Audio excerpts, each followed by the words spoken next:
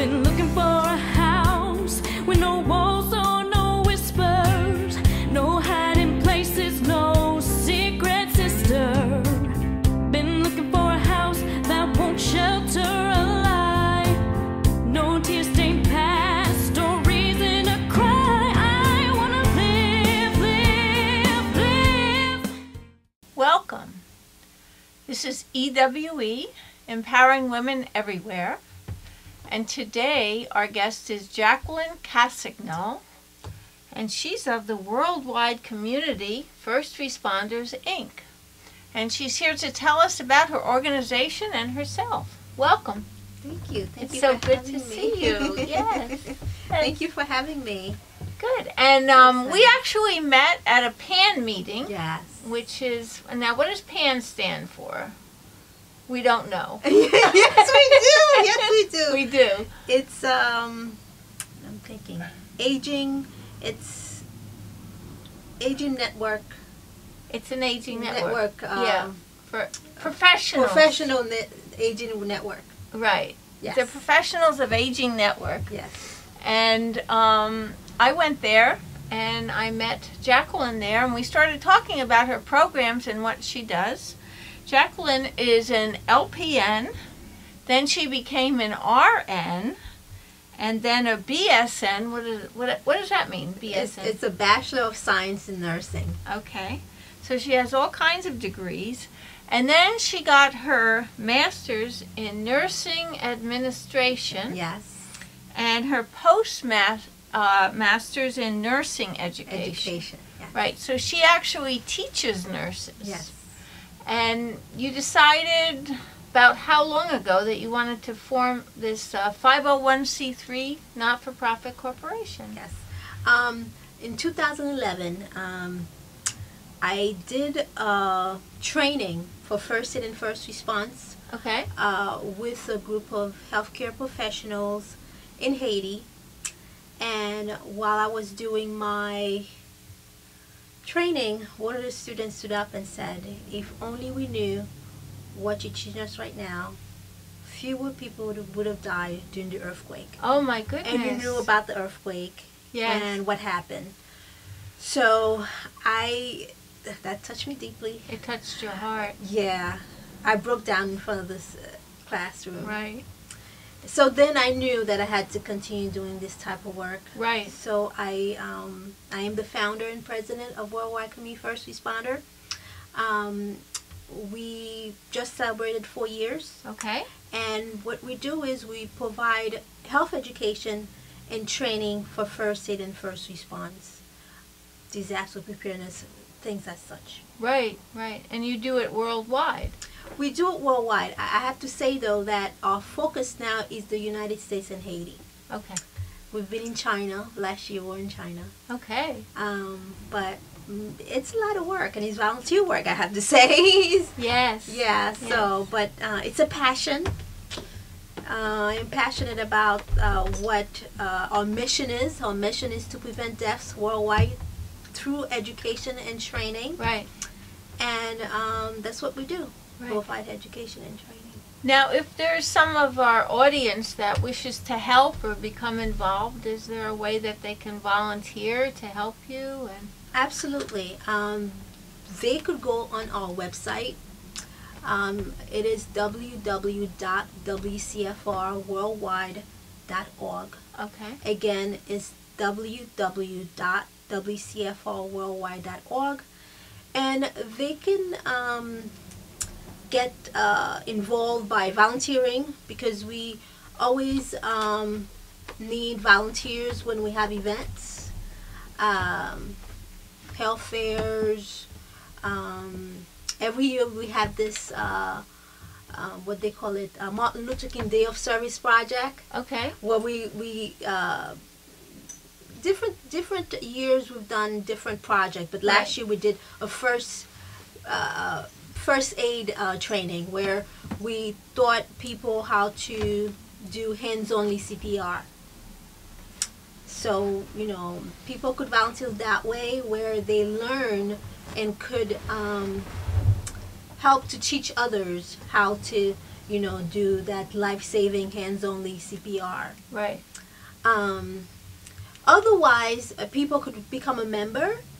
Membership is only $50. Okay. And what you're doing is really supporting our cause. Right. By becoming a member. Your name would be posted on our website, and if we were to have special events, you get a discount on that. So it's membership, and then sponsorship. I did tell you that we're having an event coming up. Yes. Yeah. So we'll talk about a little later. They can sponsor events and provide us with things for our services, such as first aid. When you do first aid, sometimes we teach CPR, things that we need to do to provide the services that we do provide. Right. Now, do you have any upcoming trips that are going to Haiti or anything coming up? It will be next year. Okay. We're working on that. I was just in Haiti last August. Okay. Where I have to say, since I am a nursing professor, I have more connections, I would say, with the nursing schools, and we've collaborated with nursing schools in Haiti. Oh, good. Where I do teach at one of the nursing schools in Haiti, and also have a grant to do a project, a disaster preparedness project at the nursing school. In Haiti. Oh, good. At the nursing school, yeah. Good. So, so if people want to become involved, they can join. They can become a member. yes. Or they can go to one of the events. Now, when is your event that's coming up now? We're having it's called Appreciation Dinner, where we will be honoring a few of our biggest supporters.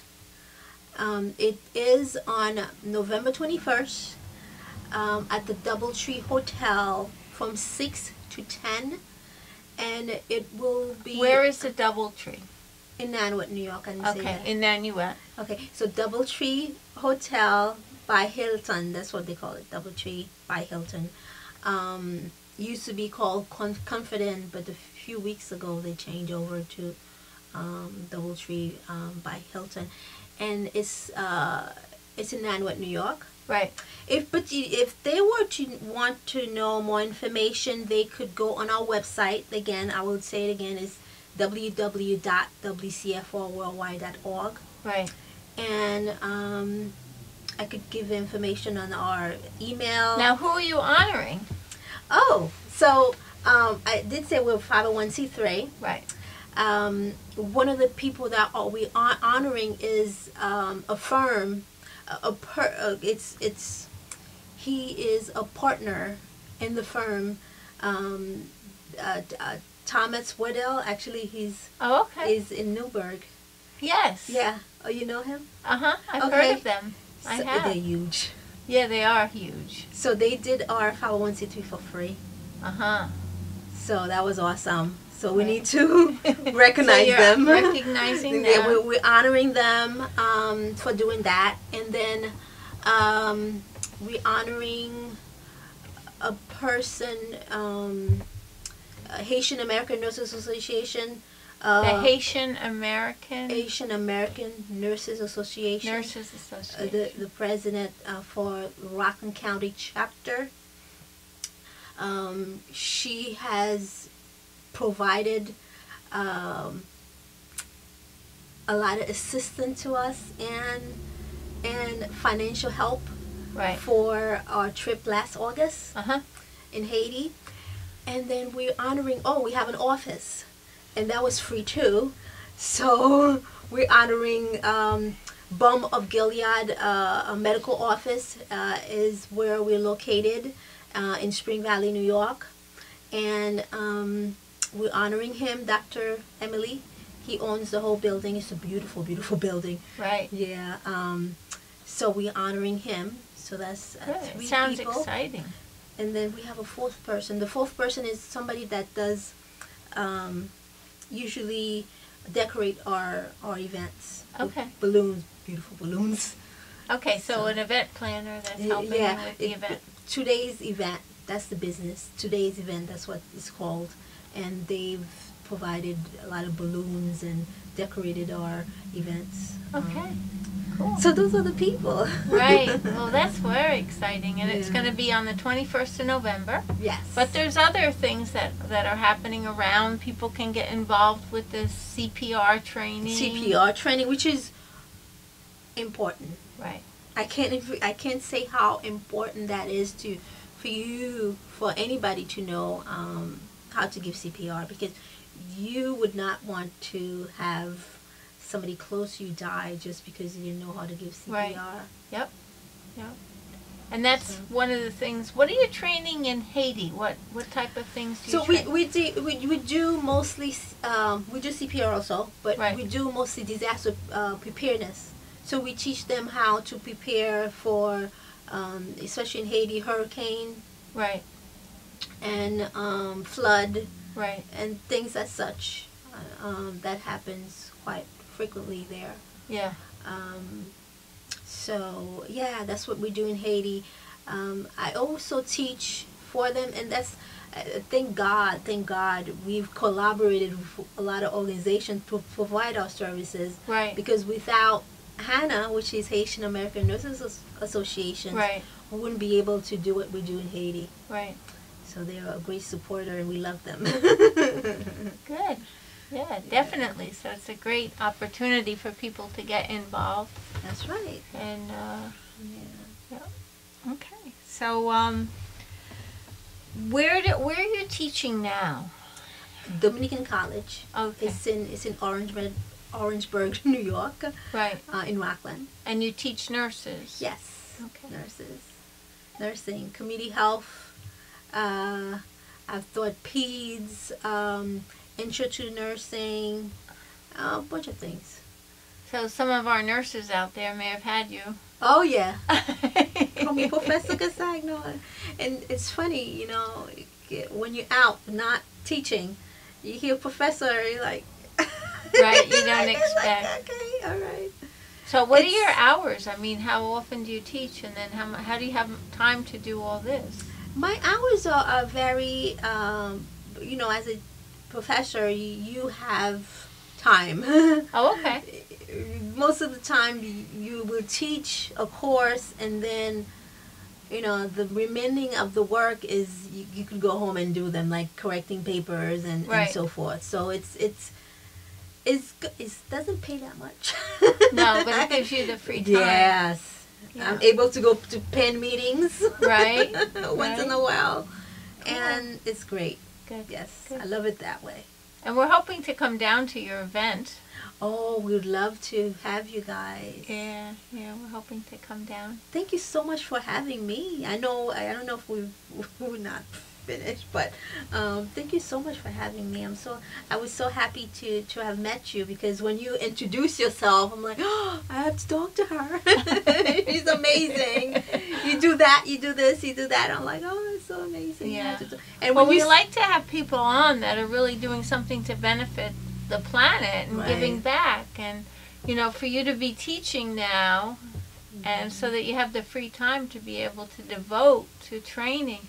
I mean, there's so many other countries out there that probably need this assistance. Absolutely. I mean, your family was from the Dominican, correct? No, from Haiti. From Haiti. Yes. Yeah. Yes. So your family was from Haiti, so, you know, you ended up going there and finding out that they had a problem, but I'm sure there's a lot of other countries that need your assistance. When we went to China last time, they were asking for us to do some work there, but it's so much more expensive to travel to China than it is to Haiti.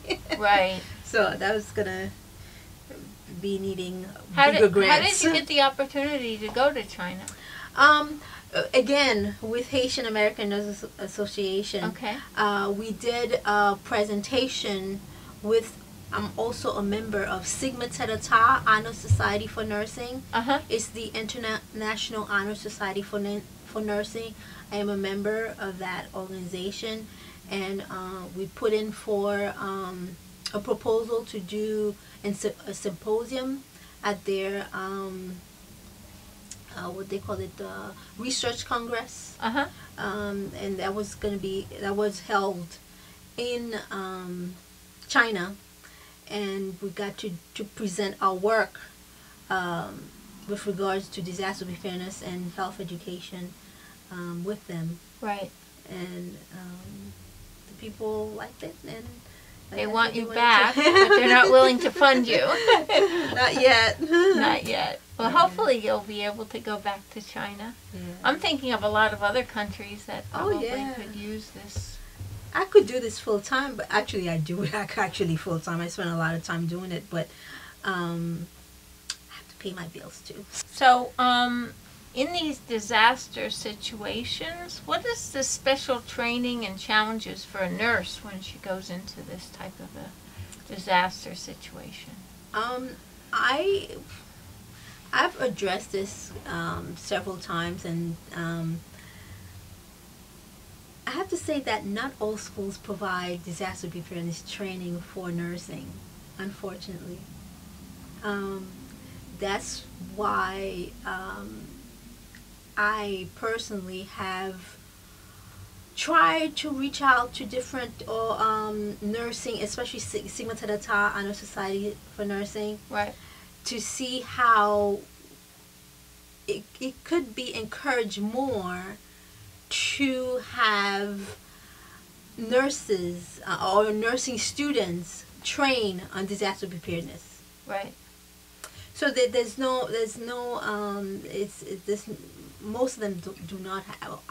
Unfortunately, that's what was a discussion that I posted on Sigma Theta Tau Honor Society for Nursing on the disaster preparedness community, because I am one of the facilitators of that group. Right. And no, that's why I have written an article not too long ago that states that as nurses, we are not trained to deal with disasters. We're not prepared for disasters, right, and are not taught how to react to the disasters. That's why we have I've gotten a grant from Haitian American Nurses Association to provide a disaster preparedness project or training at a nursing school in Haiti. Now, do you have the curriculum already written for this?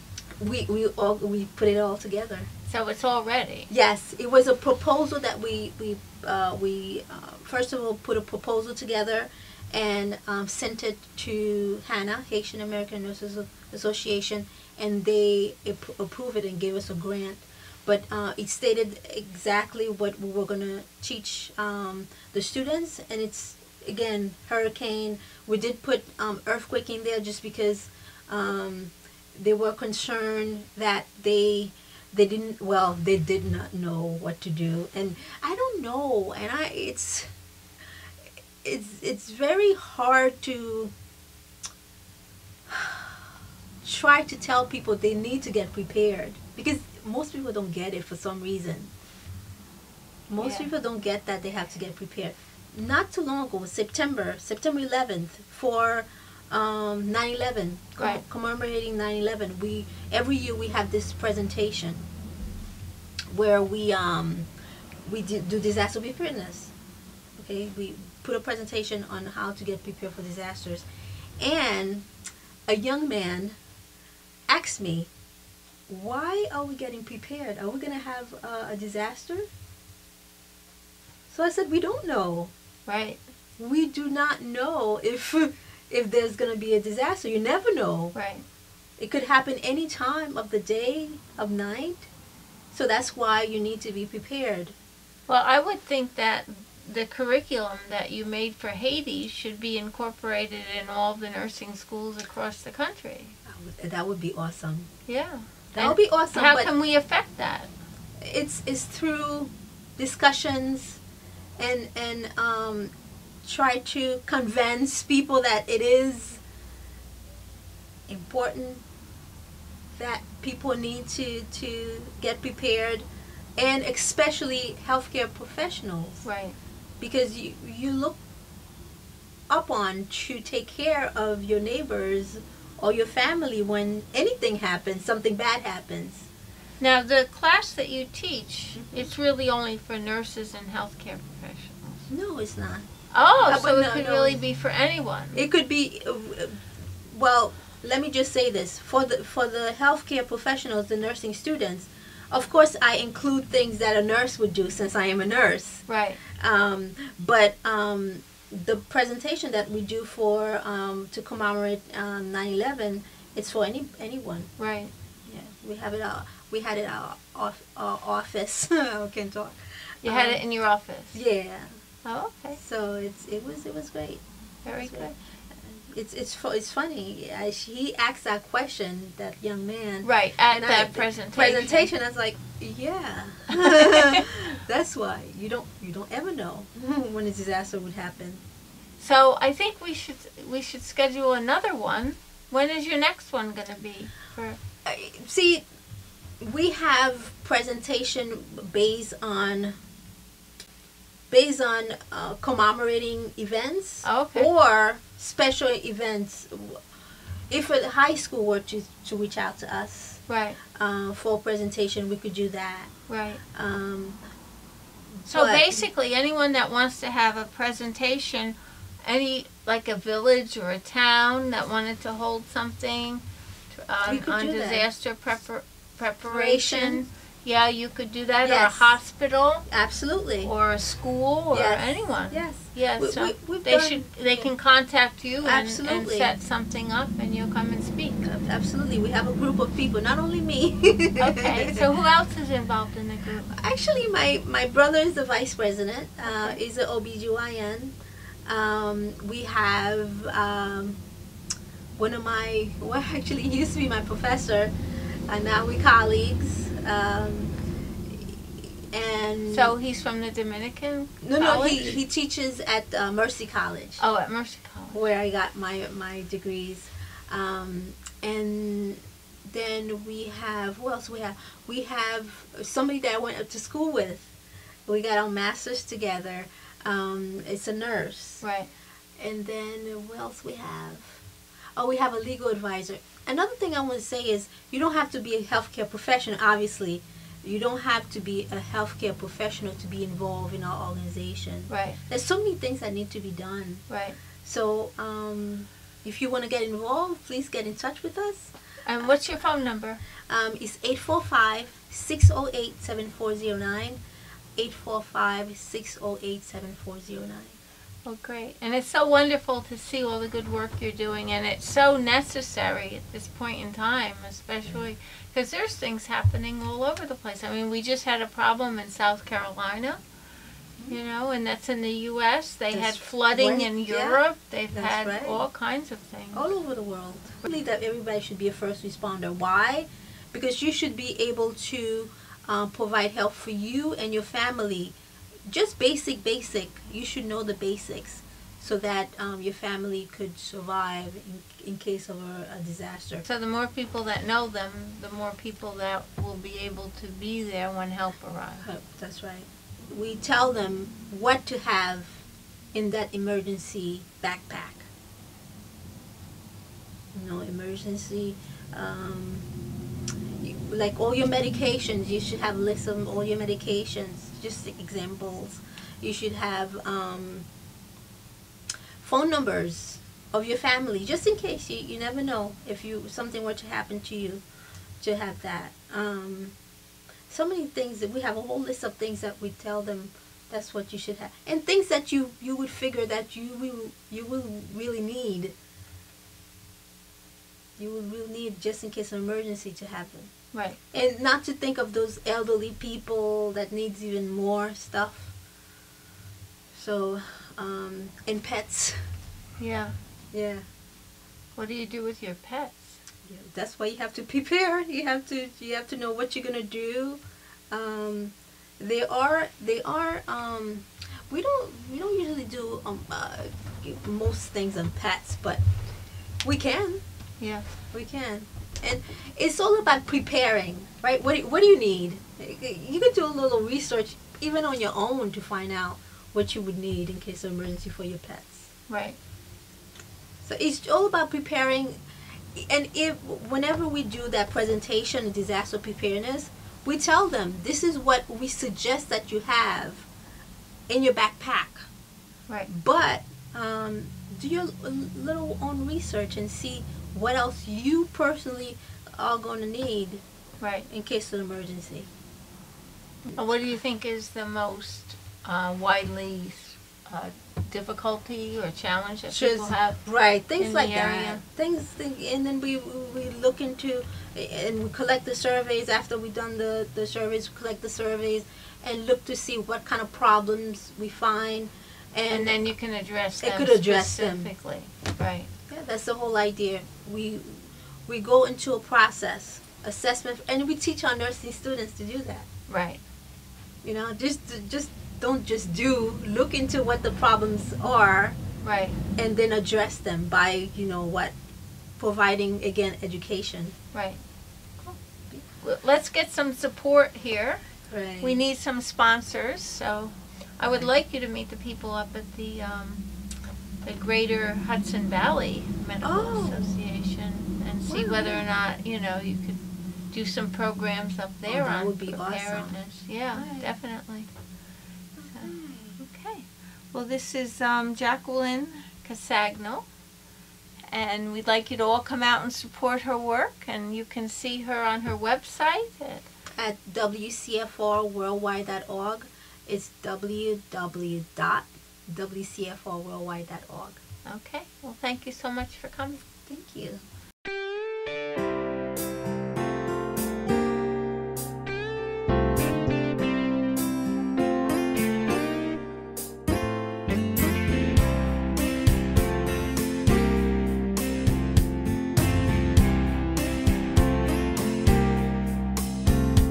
I've been looking for a house with no walls.